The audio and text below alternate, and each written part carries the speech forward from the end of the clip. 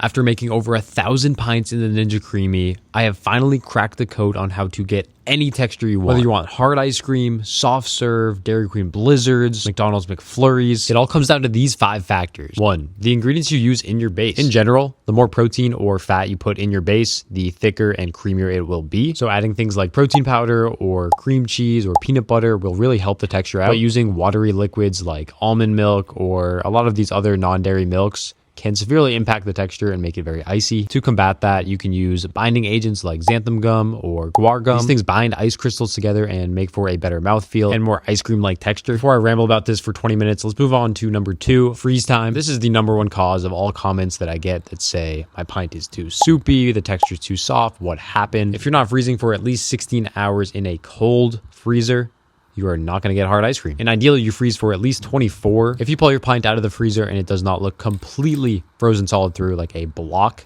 it's not ready. 3, spin settings. Now we're moving on to the spinning process. So each spin setting actually spins at a different rate and amount of time. If you're making protein ice cream like most of the recipes I make, you're going to want to do a longer setting like light ice cream or sorbet. This is because these bases freeze harder than normal ice cream because you're not using the same fat content or sugar content, so you need more time and more processing power. Screenshot these charts and print them out for further reference. 4, let's talk about handling. So what you do with your pint after you take it out of the freezer. I always say to run your pint under hot water for 30 to 60 seconds or leave it out on the counter for 5 to 10 minutes. The entire goal here is to melt the ice crystals off of the side of the pint, but if you do these things for too long, that will likely lead to a very soupy pint. 5, mix-ins. These are generally not a huge factor, but they can ruin a pint. If you mix in something very watery like fresh fruit, I guarantee the texture will come out softer than you want it to be. I've actually found that freezing your mix-ins works wonders for controlling the texture, and it also helps them stay intact. If you're familiar with using the mix-in setting, you know it obliterates all soft mix-ins, but frozen mix-ins generally hold up pretty well. So what I like to do is chop my mix-ins up into my desired size and then freeze them, and then just add all of those in as a mix-in. And the final tip,